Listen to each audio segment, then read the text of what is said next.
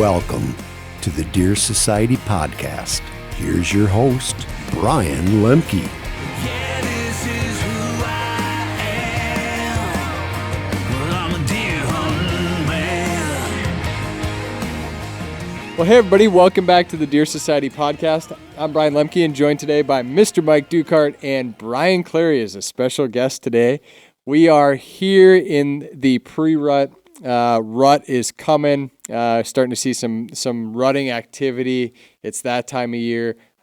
Slowly but surely, it's kicking in. So we're in that last part of October right now as we shoot this, and things are getting super excited today. We're going to be talking about some hunt updates, what's been going on here at the Deer Society, what people have been seeing, what we've been shooting, some cool stuff to announce, and then kind of just some hunt strategies and what we expect to see here in the coming weeks. So let's kick it off.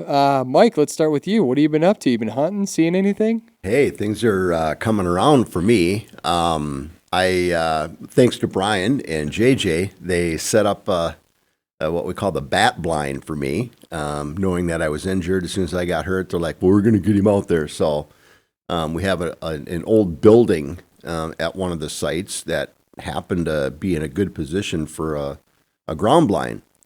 So they went in there and cleaned it up and built the deck and put in windows and just did all this stuff. Trimmed up the some of the Egyptian weed around there that we use for, cover for rooms so that they have their privacy. And I've been seeing, I've been in there 3 times and I've seen, I'm going to do just a quick count on my head. It's not exact, but it's at least a dozen bucks, and I don't even know, 3 dozen does. So what I'm seeing is traffic and population on the whitetails from scratch land is significant this year, and it's really, really exciting to me. You're not really seeing a whole lot of the big bucks are showing. We're pretty much nocturnal yet. They are starting to show up. I'm in particular after one bully buck. We're calling him 7-Up. I think we talked about that last time. And he's showing up a lot. He's showing up in daylight, but he's just bopping all over the place. And of course, then I only have the one spot that I can hunt. But update, beep, beep, beep, beep, beep, beep, beep, beep.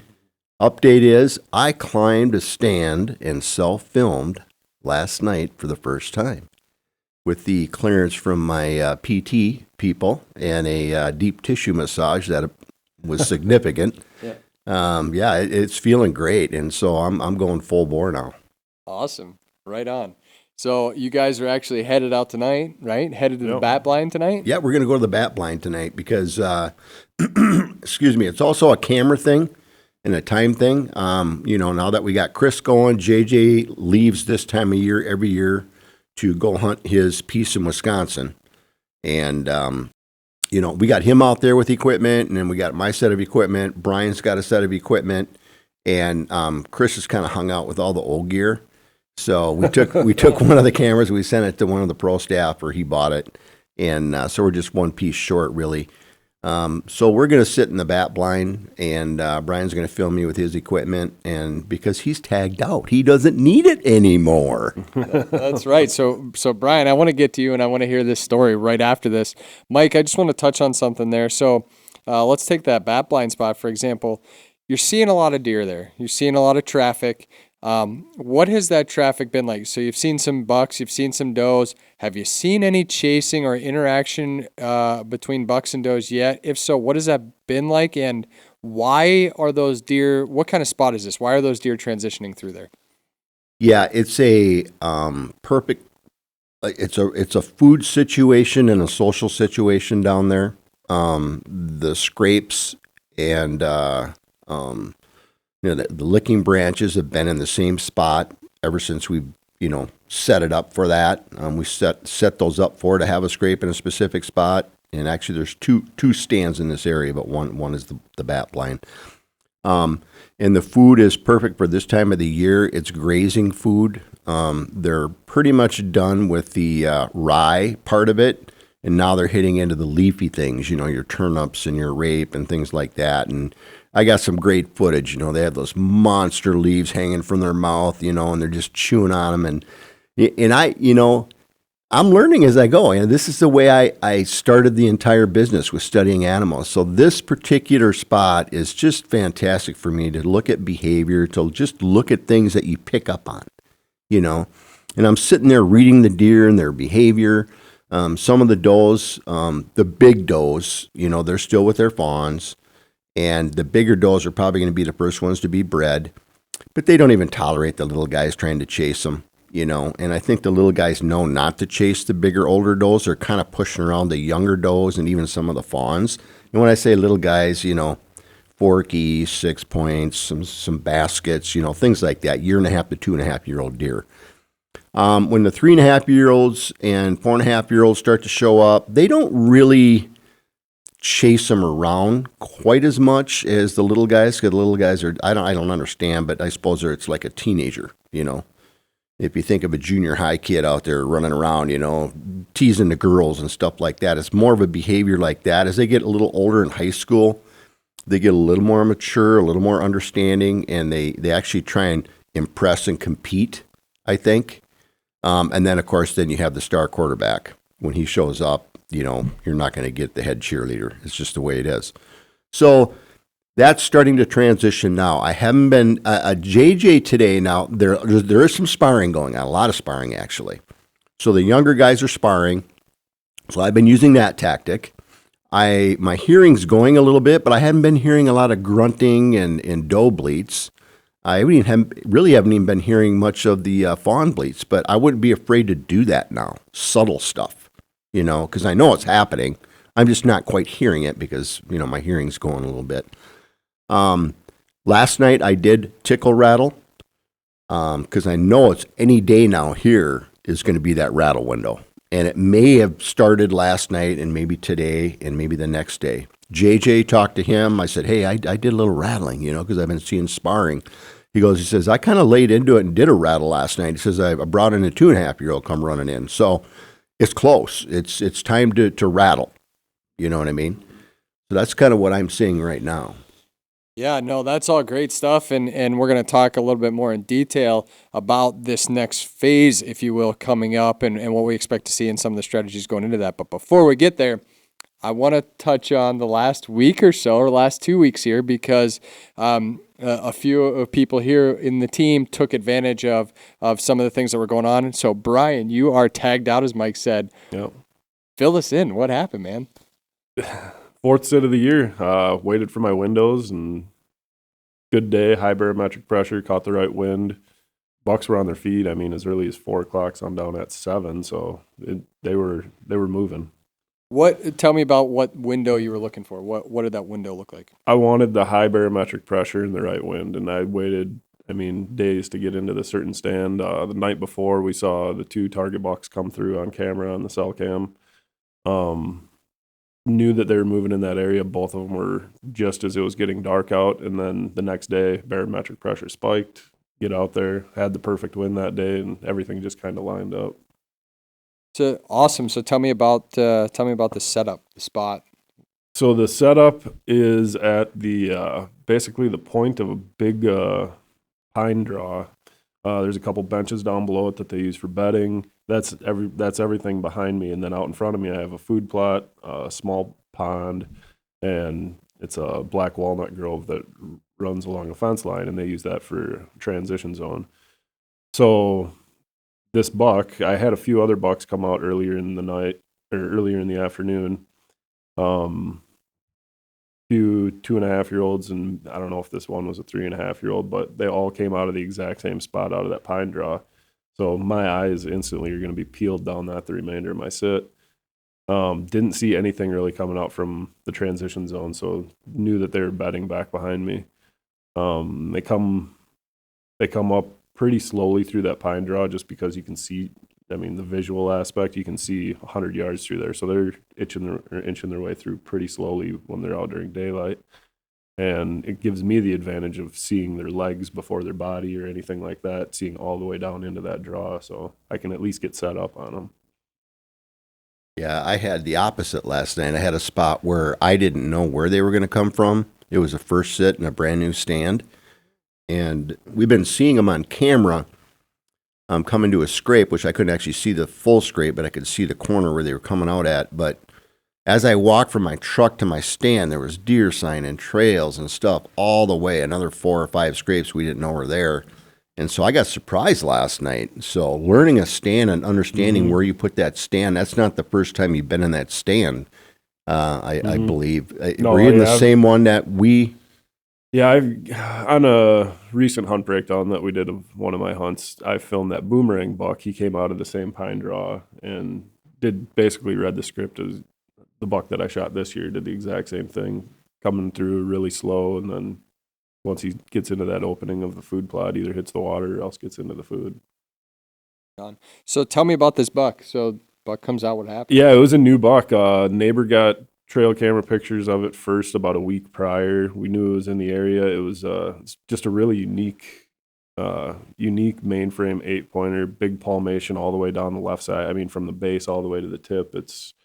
I was probably 2 inches shy of touching my fingers together on the mass measurements. So, I mean, really thick main beam on the left side. Not the biggest frame, but definitely a mature buck. Super cool. Yeah, amazing character on that deer. So obviously, you guys can look for a hunt breakdown on this deer coming up next year. It'll be. Question to you, but let's tease a little bit. So if you were going to break down, the keys to that hunt, what do you think they are? Waiting for your right window to get in was probably the biggest one because it was a decently windy day. I think it was 12 to 14 mile an hour winds. The winds were all working in my favor as far as my access and then also with my sit. So I wasn't bumping anything out of the woods. Then, I mean, I did a couple rattling sequences right when I sat in, and that is what brought those younger bucks up. And I have to assume that the one that I shot heard it and was just kind of taking his time getting through. He probably showed up about 20 minutes later after one of my rattling sequences, but it was just those really soft, barely tickling them together ones. I mean, this was a week and a half ago, so a little bit before the pre-ruts even starting. But just catching their attention to get them up on their feet a little bit earlier before they would really like to, Yeah, we've talked about this quite a bit when it comes to calling and rattling and stuff like that. And it sounds to me like Brian took the strategy of more of creating a social area.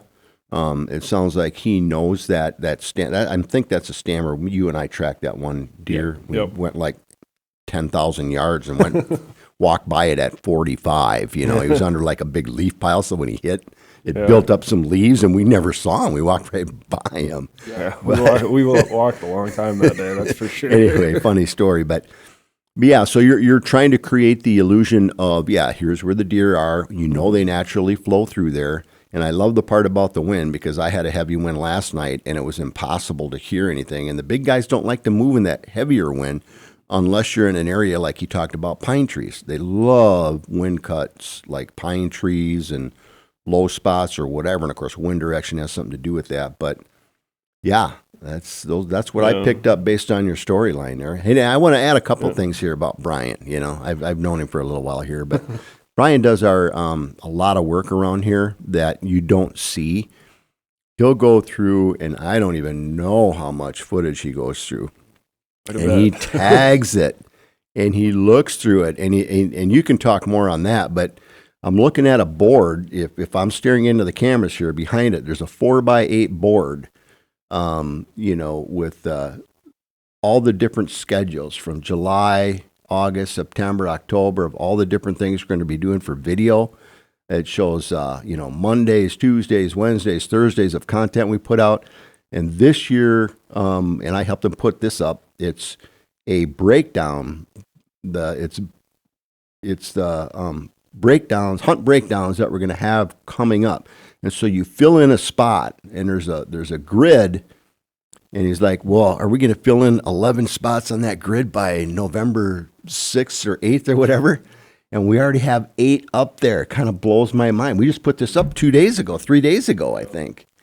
And there should be 9. Yeah, there should be And 9. we can talk about that because that guy's not here right now. Yeah. Perfect. No better time to talk about Mr. JJ when he's not here to defend himself. no I kidding. like it. I'm going to let you tell the story, Mike. But yeah, so looking up there just to break down a little further for you. So future hunt breakdowns, we have a schedule up there, kind of a board, and it's kind of cool. Each time somebody shoots a buck from, our team or contributor, Brian gets to fill that in and as another hunt breakdown. And yeah, it's crazy. We already have 8 up there. And we're just now coming into the best time of the year. Yep. Things are going to catch fire here. And I think that, Brian, if I had to bet money, I would say that whole first left column is going to be filled out by November 11th. I hope so. I hope we get through the first column and then some in the second. So we've got a lot of bucks on the ground already this year, and it's exciting to see because, these are all future hunts that the viewers are going to be able to see. Yep, and some super good stuff, some really good strategy in all of them. And the cool thing is, 100%. with these hunts coming from different places and different times of year, we can show different strategies and show different things that people can hopefully relate to all throughout the year in all different situations. Right. So pretty cool stuff. So I'm going to throw this over to Mike here. We could have 9 future hunt breakdowns up there, but we don't. JJ, the other night, let an arrow fly, and this doesn't happen very often. I don't know that I've ever actually got the text from JJ that says just missed him. Yeah, swing and a miss. I thought he was kidding, Yeah. but Mike, what happened with JJ? Well, what happened to JJ's was happened to me many times over. No, I shouldn't say many, but it's happened to me before, and it really sucks, is what it does, because this was what we call a bonus deer. And we're holding out.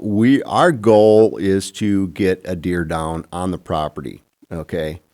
And when I say the property, I'm talking about our whitetails from scratch property. And we've been very selective, and haven't hunted it hardly at all.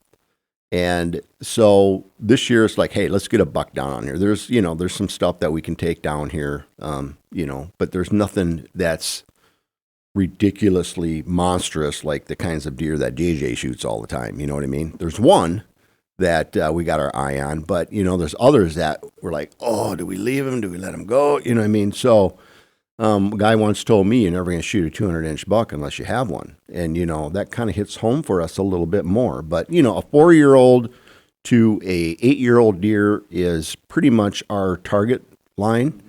And I'm after a 4-year-old this year because he's got crappy genetics, and I don't want him pushing out these really nice 1 or 2 and 3-year-old deer that we have that are coming up.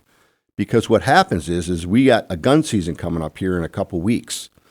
And if this bully's out there busting these guys around, he's 4, they're 3, and then there's some 4-year-olds that are really nice too that we want to let go. If he's up there busting them around, there's a good chance that they can get shot, and we don't really want that. Plus, I don't want him breeding them does and passing on that genetics. So when we talk about, selective harvest, and there's strategies behind it and there's reasons behind it, I have no problem taking this deer. He's already outsmarted me 3 times, that little bugger. So now it's becoming a thing, But so this bonus buck shows up on a different place where we hunt, and he is a monster 8-point. Yeah. In 8-point. JJ's words, the biggest frame deer I've ever seen in real life. And we've been getting pictures of him, and he started to pattern a little bit. And I don't know what the heck is going on with this kid's instincts. But he's just like, well, I'm going to go hunt this because there's only one stand we can really hunt this place, and you got to have a specific wind. And we went through a week of about that wind. So he's out there, and I'm thinking to myself, good luck with that, because, it's really hard to kill a deer out there. There's all kinds of commotion. The landowners, with the dogs, they raise dogs, and it's a crazy deal. And anyway, make a long story short, that guy showed up. And he was, I could tell just in his texts and everything, because I was sitting in the bat blind, and he's texting me, and he's all upset about this and that and blah, blah, blah, blah, blah, and he's sending picture after picture after picture, and it's a steep, what happens is he shot clean over the deer, And it just, but he was rattled. That deer came in, and I'm telling you, he was a little rattled. And I've never, he's so calm and everything. I know he's, bursting inside every time when he shoots a deer. It's not like it's not happening, but you can't see it on the outside. Well, you can see it on the outside on this guy. And anyway, so the deer, I don't want to, I think this is a video that we need to share from a strategy perspective. So I don't want to get too deep into it, but bottom line is he encountered that deer in a specific way, and that deer literally, and you do not see this in a buck of that age structure. That deer literally tried to figure out what was going on, where it was coming from, and he walked back into him after he was alerted. And then it was just a very steep shot that he wasn't, really quite considering. And because the deer was on alert and the steep shot, and this has happened to me, and I couldn't figure out how did I miss? You know what I mean? But when you got a steep shot like that, you got to shoot low. I mean, really low. And if that deer's alerted, they're ducking just like that. And that's exactly what happened. And it ended up being a clean miss high. So we'll leave it there. Well, yeah, and definitely a video that we're going to produce because it's super cool. The good news is the deer did show back up right there on the reveals that night. Literally that night. Yep. That night, he walked right through that same spot. So he did not figure out what was wrong. Yep. So, really, really cool stuff there. I will say this. First of all, I can tell that we're getting to JJ from this production side of things because he told me, he said, I was actually filming, the sun was perfect and I was filming all these bugs crawling around in the sun. And he said, I'm just sitting there filming thinking, oh man, Adam's going to love this shot. He said, I looked up and there's that buck coming right at me. He said, he kind of surprised me. So I thought that was funny, but it's happened to all of us. We've all been there in a situation like that. And whether it's we get rattled or whatever happens, that's hunting. As much as we, and Mike jokes and we joke about JJ being bulletproof and not getting those texts from him, it happens to everybody. And if you hunt long enough, it's going to happen to you. You're going to miss. You're going to make a bad shot, and that's hunting. We try to practice as much as possible, but I want to touch on the deer dropping. We've talked about it before in podcasts, but deer, from my own experience, are more than likely going to drop. Now you get the cases where they don't, but I would say from a filming standpoint, I've been fortunate enough to film a lot of deer get shot, and I would say that I would venture to say 85% of them are going to drop a little bit, even if they're not alert, just even an inch or two. I mean, an inch to, I've seen them drop a foot. So maybe something that you want to think about. I'm not saying aim below the deer, but when I'm aiming at a deer, whether he's alert or not, I can tell you that I'm aiming at his heart, and I'm aiming down there because I know, one, if the deer doesn't duck, then I'm going to shoot him right in his heart. Two, if he does duck, well, then I gave myself an inch or two or three, even lungs. 4, to catch those high lungs because, it happens. I mean, that's my thing is I usually and always aim for the heart. Now, the bad thing with aiming for the heart all the time is sometimes you can catch a shoulder if you try and tuck it in there, depending upon which way the deer's angling at you. But what you want to keep in mind is, from a ducking perspective, don't overanalyze it. But if you have a deer that's in the open, okay, and that's what this scenario was, and I've been in this scenario many times, and he's out there past 20, you start getting into that 30, 35, and even 40-yard shots. If that deer is alert and he's in the open, he is going to hear that sound, understand where it's coming from because it's in the open. There's only one area it could be coming from, and he's probably going to see something. And if you're using a lighted knock, those buggers at 30 to 40 yards, they can duck at a huge amount. And that's something to really keep in mind. Now, if you're in thick cover, 20 yards, you can pop them. I mean, I've shot deer close, like 10, 12, short yardage, double lunged them, and they stood there like, what was that? And they just flinched. And then you just watch them, and they just, and they cough, and that's it. They're done. So don't overanalyze it, but definitely think about it, pre-hunt, when you're sitting in your stand, just think about this. So, I mean, even that buck that I shot this year, I had that at 18 yards, and when we reviewed the footage, that deer moved 3 inches from where my aiming point was to where the arrow actually penetrated, just with that flinch and powering up. Yeah, it's amazing what you're able to see on video. You know, video is not only cool, but it's really such a valuable tool. That's why, like, everybody should have a Tacticam POV camera on their bow or above their head filming what's going on, because the ability for you to go back and look at the shot, because let's face it, adrenaline going, everything, like your first gut instinct is to think that you smoked them. Whether you smoked them or not, like if it's a little back, a little forward, a little low, a little high, like gut instinct is you smoked them. Well, a lot of cases you might not have, and that happens, but the ability to have that camera there to go back and look and give you that information on what to do next, what the next steps are. I mean, to me, that's a pivotal, crucial tool to have with you in the tree. That's a great point, because another buck that JJ shot, and this was from the ground, it's the first deer he's ever shot from the ground, and Curly. Beautiful, gorgeous buck, by the way. We got to recycle that one. So, but Curly, and he come home, he goes, I shot Curly. You know, I go, oh, no way. You know, he goes, but I don't know if I hit him. I just walked away, and I just want to look at the footage. So he brings it home, and I meet him at home, and we put it on the big screen, and turns, and I see the shot, and I watched him duck, and I'm like, that deer's laying 40 yards away dead as a doornail. And, you know, he's like, you think so? He goes, I don't know. He went down and he turned. I go, no, Jay, trust me. I've seen this before.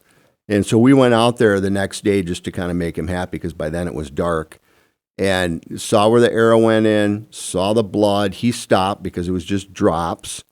And I go, no, man, just follow this, you know. And as soon as we got around the corner down that fence line, we saw a spray, and I swear it was 1.5 feet wide. You could visually watch where that deer ran. We didn't even have to track him, because now we're talking snow, right?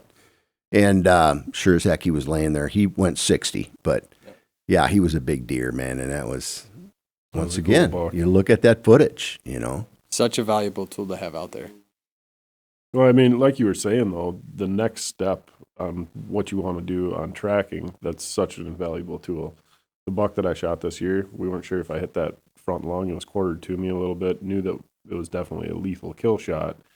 But if we needed to let him lay overnight, or you can go right in after him, and we opted to let him lay overnight just because we weren't 100% sure on it. So I think our next podcast is tracking and sign and shots and stuff. Let's do that. Yeah, I think that's a great idea. We should definitely do a full podcast on shot placement and tracking. And, you know, I'm going to get into that a little bit right now. Just touch on one situation, because my season is made. yes, I have not shot a deer yet, but my wife went out and shot her first deer. Oh, ever. I see somebody on the list up there.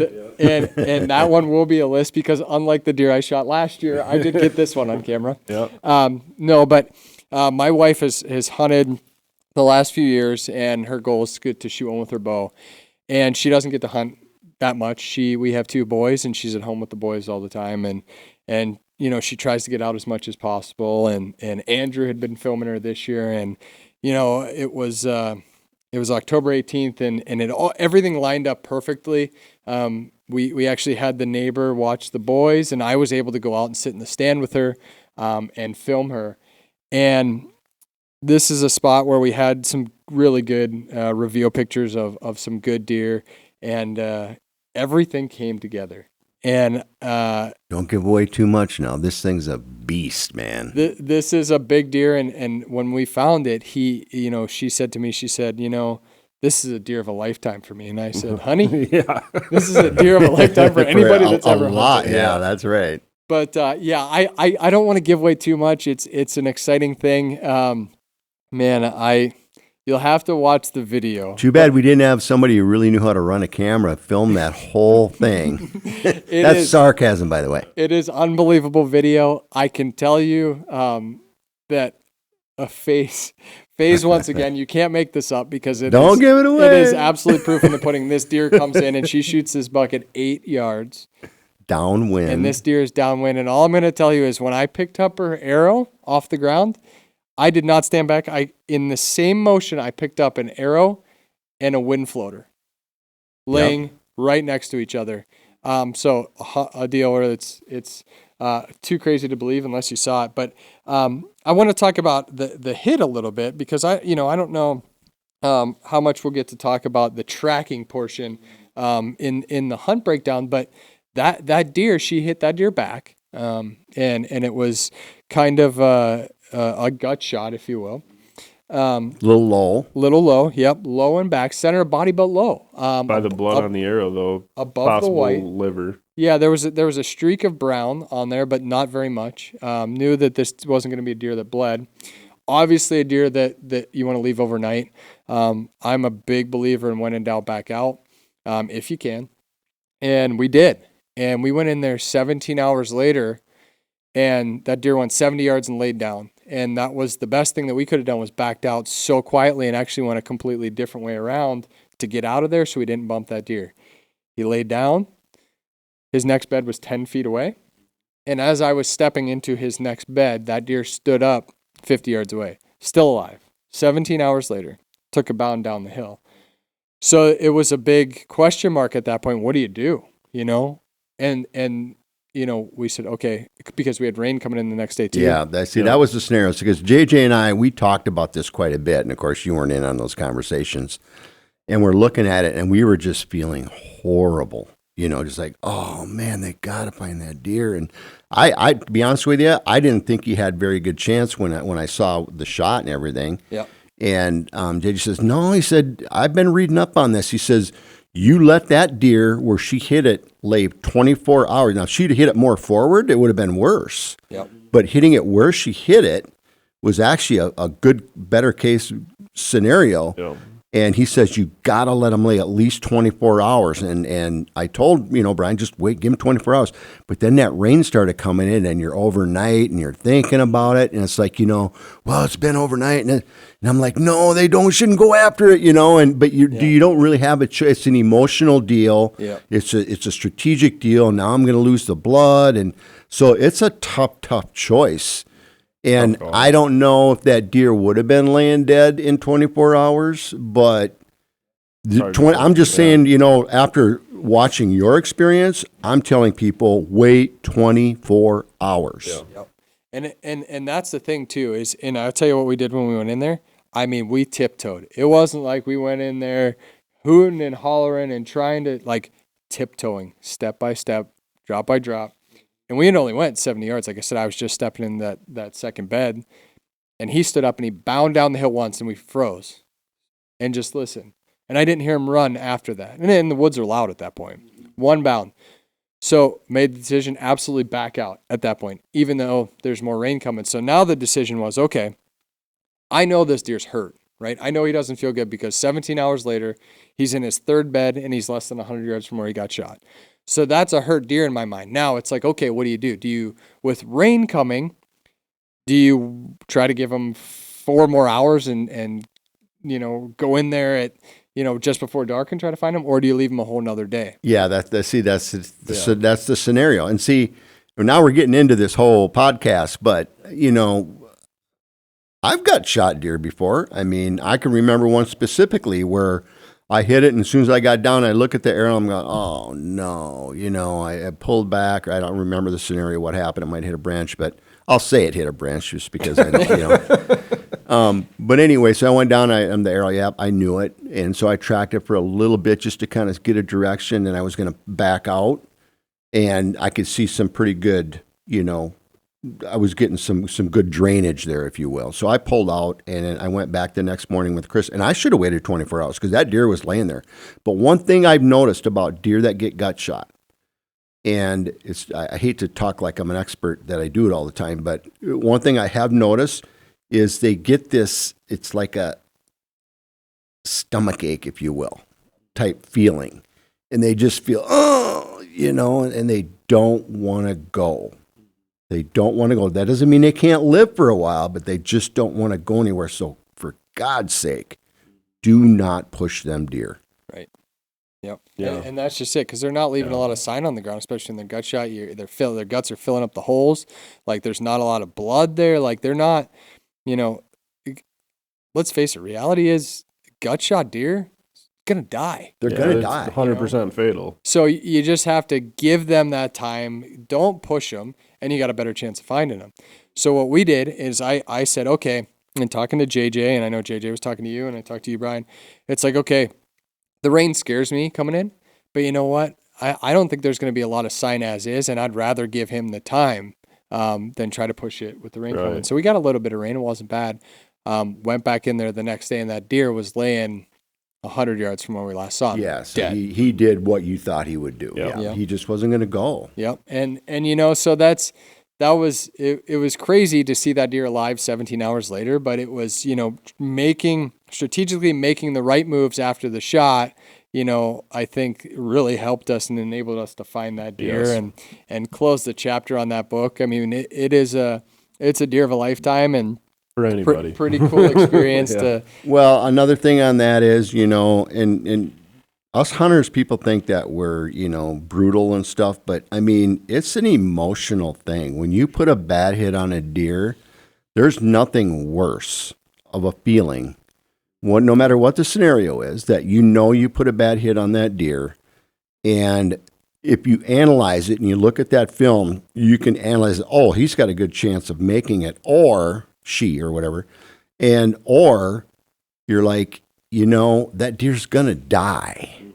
And I really, really, really, really want to recover that thing. And so we went through the same emotional, as you did.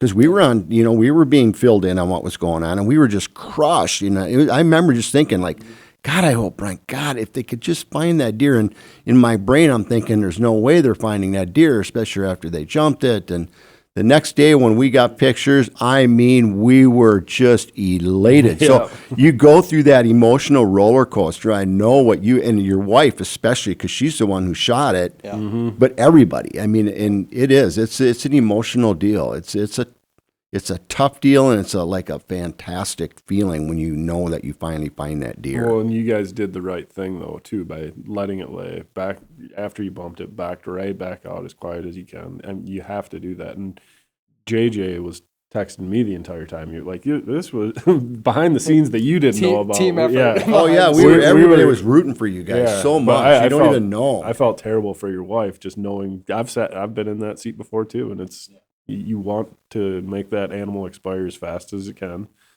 Yep. It doesn't always happen that way. As humanely as possible. Yeah. And, when it doesn't go down that way, it's just a horrible, horrible feeling. Yeah. Yeah, and it is, and like I said, it's something that happens, and this one turned out in the green column for sure, and it was great. Can't wait for everybody to see the video. The cool thing is, and I don't want to give it away too much either, but like the history with this deer and the encounters, I think. And I've said it before, there's a lot of work and preparation and planning and strategy that goes into this. But I think, too, like there's a little bit of luck involved for sure. And there's some things that are just meant to happen. And this one, man, it was just meant to happen. I had encountered this deer the year previously. And that story is crazy. And then for my wife to be able to close the chapter, close the book, if you will, on this buck is pretty special. So, look for that hunt breakdown coming up. That's a good point because, and I'll make this quick, but, you prepare yourself like now, we look at how much work and effort we put into whitetails from scratch on the land out there. And then you get these target bucks and you have these strategies and you do all this work and everything's more kind of analytical. It's like, it's data and strategy and this and that, and you're seeing pictures and, you're getting fired up and then you go out, but to execute that, not just from a strategic level, but from an actual harvesting level, to execute and have everything fall into place like that, it's such an emotional buildup, and it's extremely challenging to execute the actual harvest, especially on a deer of that level, when you have all that buildup. You know what I mean? I don't think people understand that. It's a completely different thing. And all of a sudden, it's like your life, they say flashes before you, and it's kind of a thing like that in a way. And so to maintain that composure and to actually succeed, no matter how it went down, the way you guys did, It's super, super, super special. Like you say, you just don't experience that in life maybe once or twice. Yep, and that's what it's all about, and that's why we do it, because Yeah. it's so exciting, and it's those roller coasters and emotions, and man, like, yeah, you have some ups and downs, but those ups are, I mean, they're the best feeling in the entire world. My wife said to me, but after she shot, she hit him back, and she goes, "Whoa, you made me so nervous because you were breathing so hard up there." It was probably her. Well, it was her, but I could tell you, I was shook. Like, Yeah. I was more nervous because I knew she was going to get a shot at that deer than probably if I was. I would have been nervous, but man, just Yeah. I probably wouldn't have been able to hear over my own heartbeat. Boom, Oh, boom, and boom. honestly, her first deer, her first archery deer. Congratulations! Like that's what a way to start. Yeah, I remember mine, man, vividly. Yep. That's what it's all about. So moving on now, we got the rut coming up. We're right here in the last few days of October. We talked about Mike rattling. We're getting into that window where you have your black racks with you in the stand because like we're in that 5-7 day window or approaching it really quick here where rattling deer are really callable. So with November coming, the rut coming, pre-rut, what are you expecting to see tonight and in the coming days? Well, because I'm in that bat blind, and it's basically a ground blind, and it's a social area where deer come out every single night. Every night they come to this spot. It's a transition social area. I know the big bucks are going to start showing up there. So the last thing I want to do from a strategic perspective is go in there and blow it out, calling and rattling and blah, blah, blah. And I know it sounded like I got some text from somebody that the neighbor was up in one of those tower blinds doing it. So I'm like, well, that's kind of good, actually. It sucks because the deer are going to be wise to the calling, and I know they're using my stuff because they watch our stuff. But it actually helps, too, because you get them smart too soon and you bump them too soon, and then you just put yourself in a bad position. So I'm going to take the approach in a situation like this where I'm going to play it by it happening to me because I don't want to give away this position because that position is not going to go away forever. Or well, not ever, but for years. So that I do not want to give that position up and make them deer wise to it. As much with the does as the bucks. Right. So how are you calling has a lot to do with how are you hunting. You know what I mean? You can't just go crazy right now. You have to be more and more and more natural. Now I watched this progression happen with geese. Okay. A lot of you people don't know, but my first calling system ever was in waterfall. I was a goose guide in Rochester, Minnesota, and we have the largest population of giant Canada geese at the time come in. And so I studied them. I studied their behavior, and I was part of that big movement of calling along with Tim Grounds and all the rest of them, where calling wasn't effective when I started, goose hunting. And then, it's people like that, and there's more of them now even. And then I'm going to consider myself in that we educated people and showed them how to put a goose right in front of you at 15 yards backpedaling. And we did it consistently. And the birds, after years, figured it out. And that's what's happening with the deer. When we first started hunting, deer didn't look up in trees because there wasn't a predator that could kill them. Deer are looking up at trees all the time now. Same thing with calling. If you are not natural, and if you are overdoing it, and you're in a position where they can figure you out or pinpoint you, there's so much to this where calling can be a detriment versus helping you. So I'm going to throw that in your brain right now from a calling perspective because the big bucks where we are about to show up within any day. And if you go in there and you blow out and give up your spot to the bigger does and to the other deer, you've hosed yourself. It's just as bad as walking into the core territory waiting for that big guy to pattern where you think he's going to go and blowing it up before he gets a chance to do it. Right. Hunting wrong wins. So from a calling perspective, I'm going to tell you right now, this time of the year, you have to be smart about it. I'm not saying overly conservative, but I'm going to be conservative just based on where I'm at. Like in JJ's situation in that tree where that deer's in the open, you can't call like that because you get pinpointed. If you're in a ground blind and it's a structure where they can see it easily, you can't call out of there or they're going to see it. But there's some things that you can do from a social perspective, kind of like what Brian did, earlier on, or if you're in a situation where you need to turn a deer around and he doesn't have a visual, you can do things like that. But I wouldn't go crazy.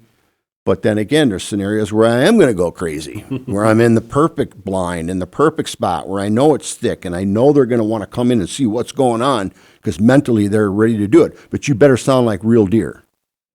You can't grab a rattle bag and just, and be silly about it. You got to know your stuff. Yeah. What are you looking for this time of year, Brian? Well, I'm tagged out, so I'm filming you guys the rest of the year. I'm still reviewing my trail cameras, all the reveal pictures every night. But the thing that I've noticed over the last week is bucks actually bumping does now.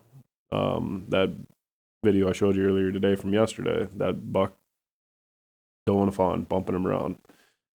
When you start seeing that, you know that time is, coming, that you can start getting a little more aggressive situationally with your rattling.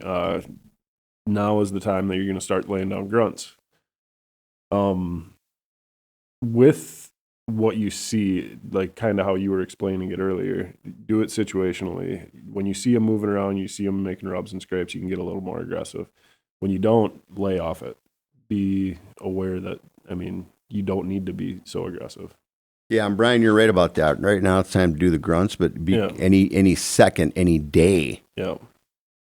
Be prepared to get them doe estrus bleats going because it's going to happen here. For sure. Now, I'm talking Minnesota, southeast Minnesota. So yeah, and I would say Texas. No, don't do that. But that when I shot that buck, those younger bucks that came out in a half hour before him, every one of them straight down the line. There's a community rub scrape line down the side of that food plot, and every one of them, boom, boom, boom, hit every scrape. Yeah, it's it's that time. Yeah.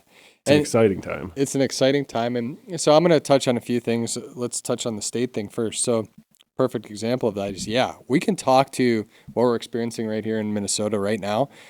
That's not the same in every state. I can tell you right now, I am leaving tomorrow for Kansas, and I don't know what my strategy is going to be compared to what it is here right now, because I don't know. I'm in South Kansas, South Central, and I don't know that the deer are going to be in the same. Now I know it's close, and from what I've heard, the deer are similarly, acting the same way right now. But I don't think that, they may be a hair behind what the deer here are doing right There's now. a bit weather, and especially with the weather this year. There's a lot to do with that. So what I'm going to do is I'm going to go down there and I'm going to see what the deer are doing, what I see, and then that's going to tell me what to do. You said, Mike. That's exactly right, man. Yep. Exactly right. So I think here in the Midwest, we're looking at conditions being really, really good coming up in this next week.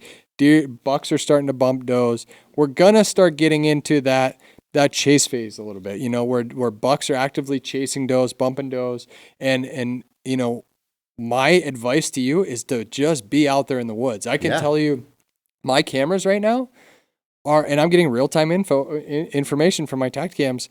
I don't have a lot of shooter bucks on camera right now. I had more a week ago and at the beginning of the season. Now, what does that tell me? It doesn't tell me that the deer aren't there. It just tells me that I have to go out there and I have to figure out what they're doing. And I think deer, I'm not saying throw your cameras and the intel out the window right now, but I don't think you're going to go and pattern a buck right now. You can focus on your scrapes, and that's a good thing. Watch your scrapes, that situation. But, go and hunt and put yourself, my plan right now is to put myself in spots where I've historically seen chasing activity, because we've seen it time after time after time after again, especially with big mature bucks.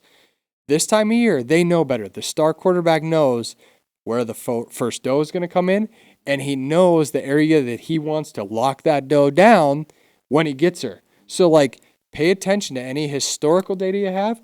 I'm going in places where I know I've seen chasing activity in the past, where I know there's a hot doe that's going to come in. If I go to Kansas right now and I see a spot where there's a hot doe, I'm going to be real aggressive and I'm going to get in there because it's like a ticking time bomb. And if there's a hot doe, there's going to be bucks there. Yep. So I'm going to dive right in. But I'm going to wait and I'm going to kind of see that. I'm going to kind of fly by the seat of my pants. And this is a time of year where I think that you get more aggressive than not. Yep, Yeah. and log the hours. You're exactly right. And so I'm chasing a 4.5-year-old deer. Well, last year he wasn't a competitor. This year he's a competitor. So he's flying all over the freaking property. If I would have gone to the stand that I wanted to go to, not yesterday, but the day before, I couldn't because I had that PT appointment for my leg. And I'm like, you got to get in the stand. Well, Chris is taking over my role, and we haven't talked much about this. But from the business perspective, I'm freeing up, and he's taking over my role. So he just don't have time to get out. It really, really sucks because we're pressuring him, and we got to back off. But he's got so much work to do. But anyway, I'm like, you got to get in that stand. That's where he's going to go. And he showed up exactly. You just shot that deer. If I didn't have that PT appointment, I would have shot him. So what did I do? Went in that stand because nobody has sat it before. And he showed up on the other side of the property. Yeah. He's flying all over the place.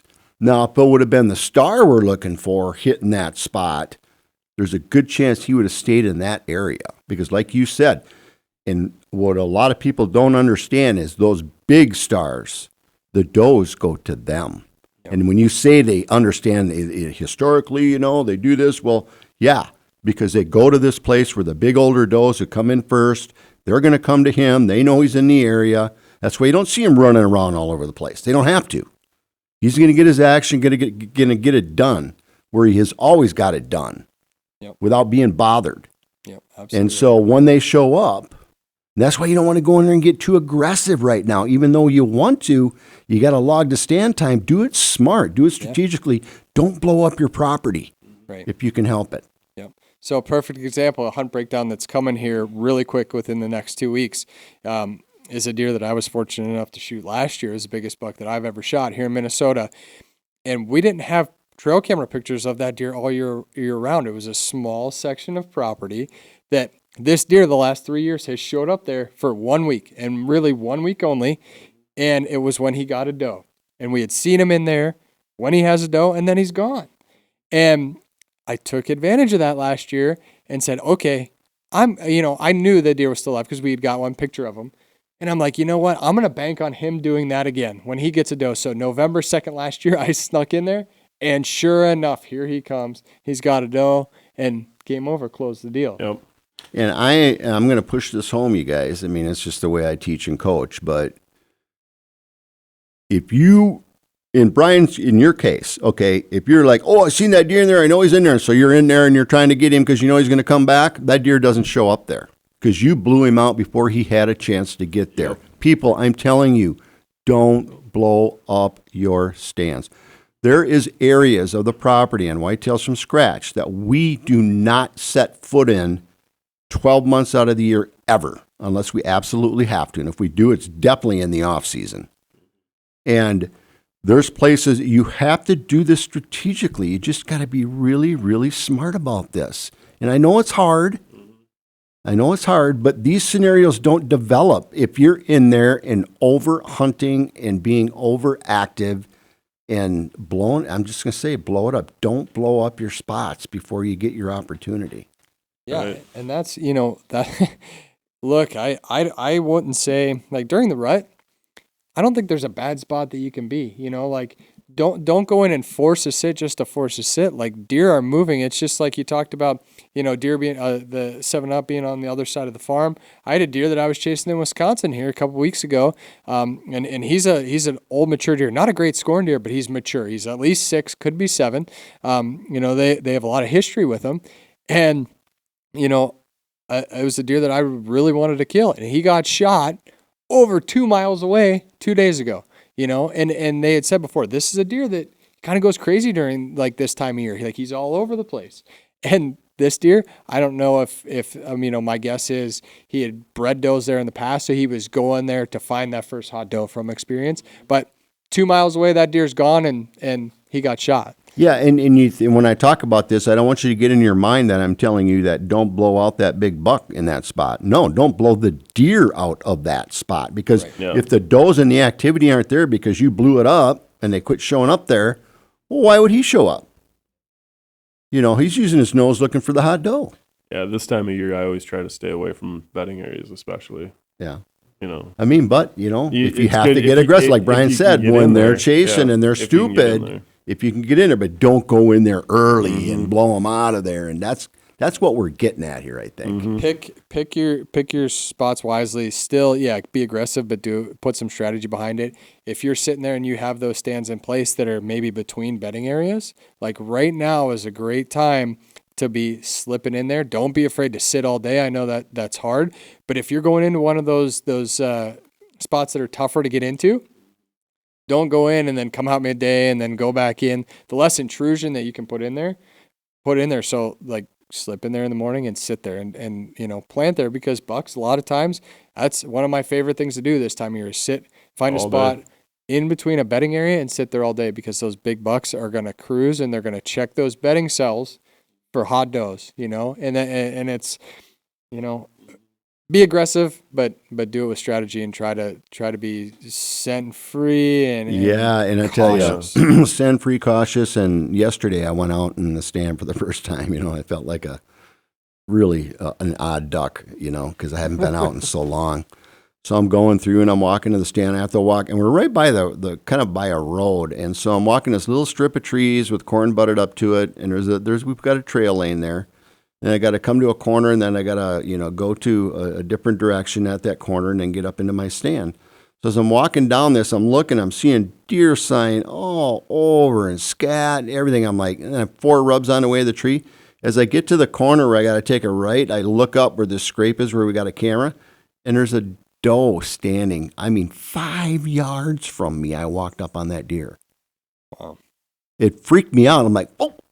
And I just locked up, and I'm standing in the middle of the thing, and I go down on a knee just to kind of get feel what's going on. And it looked up and saw me, standing there and took off.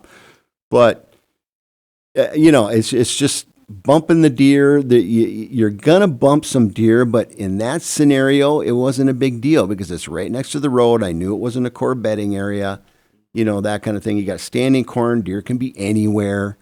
And then on the way out of the stand, after everything cleared, there was something, and it's probably the same, I think it might have been a young doe or a fawn, that was sitting right alongside the road there, or it was starting to cross over to the corn, and I bumped that one too. But that doesn't bother me. I'm not worried about it. Not worried about that at all. You're gonna bump some deer. You look good with all shaved up. First time I've done it in 10 years. I look like an old scrapper.